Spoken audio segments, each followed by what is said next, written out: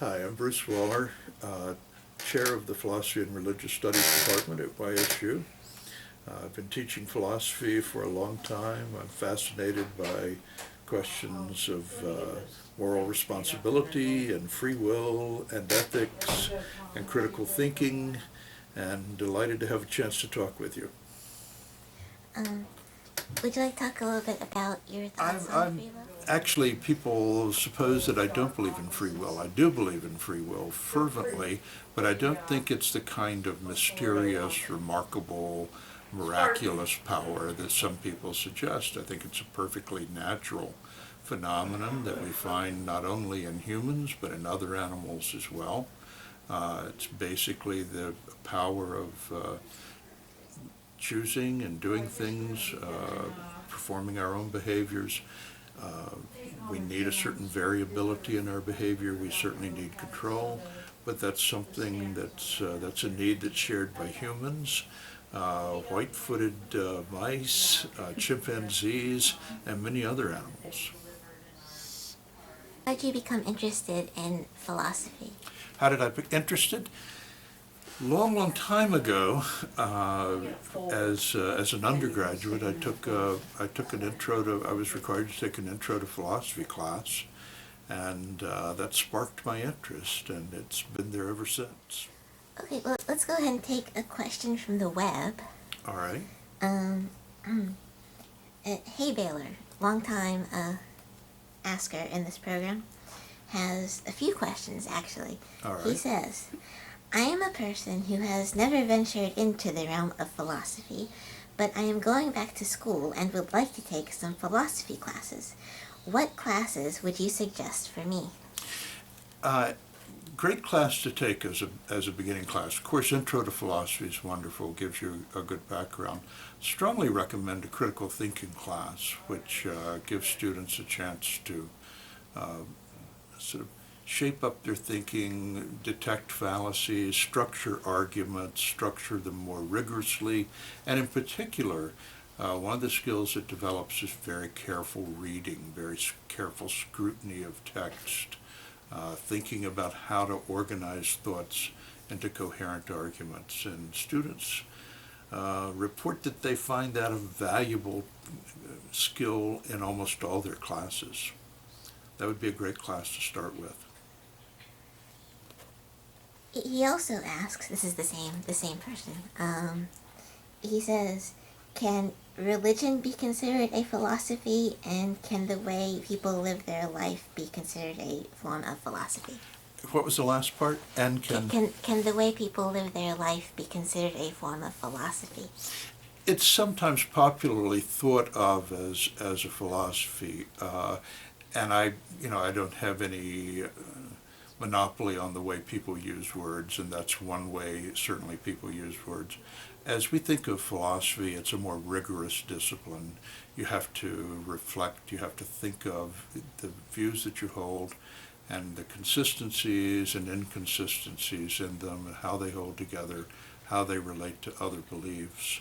Certainly, some religions have are really count as philosophical systems, uh, and in certain ways, almost all religions would count as philosophical systems, from um, the Lutheran views of predestination to the early Greeks. Certainly, the Islamic tradition has a very strong philosophical element. The Hebraic tradition has strong philosophical views. Christianity is a system of beliefs in that way, an organized system of beliefs. So in that regard, Buddhism is a clear example. Confucianism, any of those might be regarded as a philosophical system. Do you have a favorite? A favorite, my own favorite. I don't know if it would be a view. I'm more of a naturalist. I tend to believe that explanations will ultimately be in terms of scientific explanations. Um, I tend to have a naturalist worldview that ultimately everything will be explicable in strictly naturalist terms. Do you think philosophy begins as an external process or an internal process? That's a good question. I think that for almost everyone, it's stimulated by external ideas. Very few people, I suspect, even though popularly people suppose they come up with profound philosophical questions without any sort of outside impetus. I'm a little skeptical of that. I think they arise more through various external influences, some of them religious, as people begin to look very systematically at their views and how they fit together. Um, More of an external impetus, but then I'm inclined to believe that external influences are enormously more powerful than we tend to imagine. Okay, let's take another question from the web. Okay. Indelicat asks, what is your biggest influence and why? My biggest who influenced me? Wow, that's an interesting question. Probably the most important influences in philosophy would be people like Bertrand Russell, whom I read shortly after my undergraduate studies. Bertrand Russell, and then on through the logical positivists, particularly Rudolf Carnap, people like Carl Hempel, people in that group, Herbert Feigl. The logical positivists generally had a big impact on me.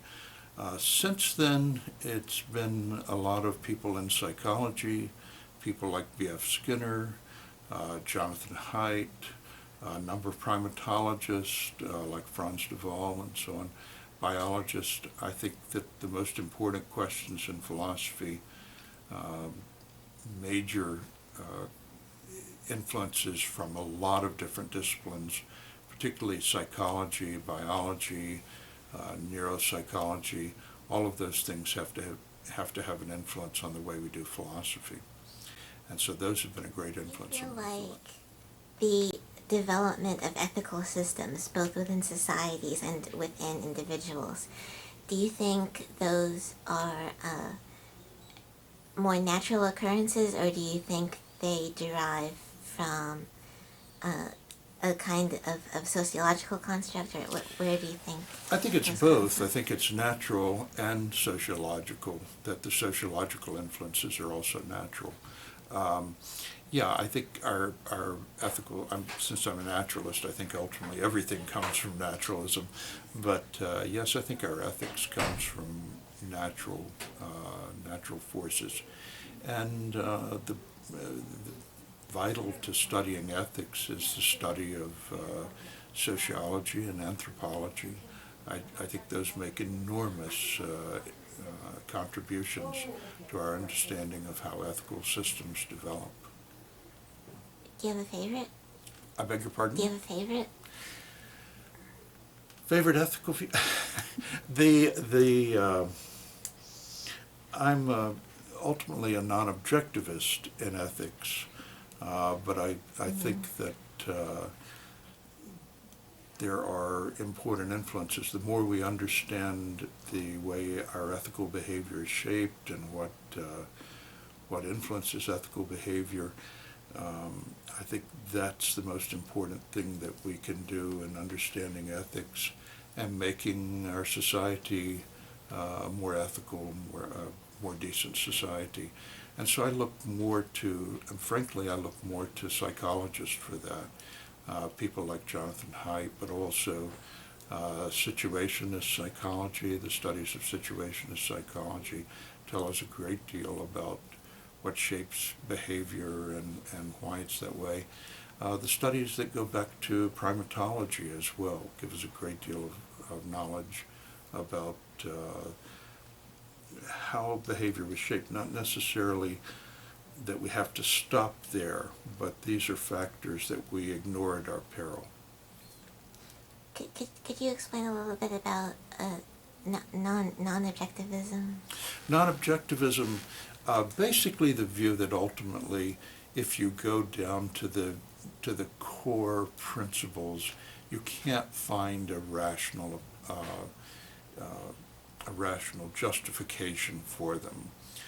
At the very core, at the deepest level, these will turn on basic commitments, basic emotional commitments, emotional views, that there's no deeper level to plumb. Once you've reached that, if you're looking for further justification, you won't find it. That doesn't mean that we don't have really important ethical views, and our ethical views don't influence us. They certainly do.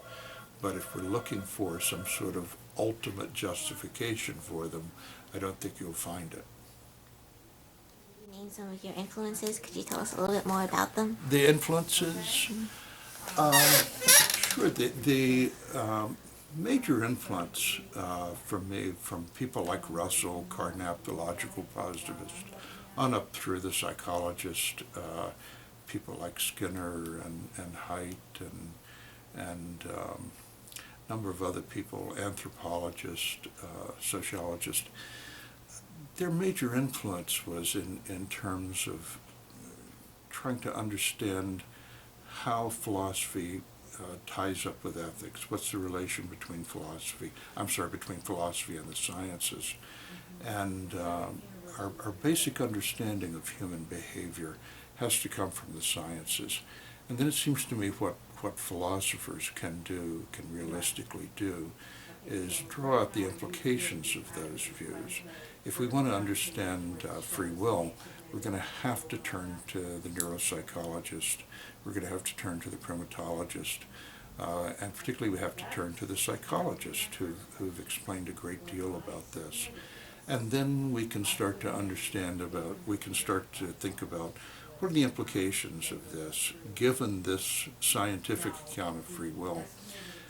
What changes will this require in our views of ethics? What changes will it require in our view of moral responsibility, in terms of criminal behavior and how we treat criminal behavior and things of that sort? It seems to me that's essentially where philosophy operates, not as philosophers have liked to suppose over the centuries that we can find fundamental truths that everybody else has to accept. That was an ancient Aristotelian Platonic view that lasted up through the medieval period. The people who had the greatest influence on me convinced me that these basic questions are about human nature and so on are questions that are best left to science. And philosophy has an important role to play in elucidating confusions, of eliminating terminological confusions, but also in drawing out the implications of those studies. They say history is cyclical. Is philosophy the same way? I mean, did prominent thoughts in philosophy work in a pattern? That's an interesting question. I don't think so, although some people would. If you work really hard on it, I think you can impose that sort of model on the history of thought. But I don't think that's the case, because in fact philosophy is profoundly influenced by the developments in the sciences. And I don't see the sciences as being cyclical. I don't see it as going back to an Aristotelian view of physics or a Ptolemaic view of astronomy. It seems to me these things continue to develop, and as a result, philosophy continues to change as well, but not in a cyclical pattern. Okay. The cyclical model is appealing in many ways.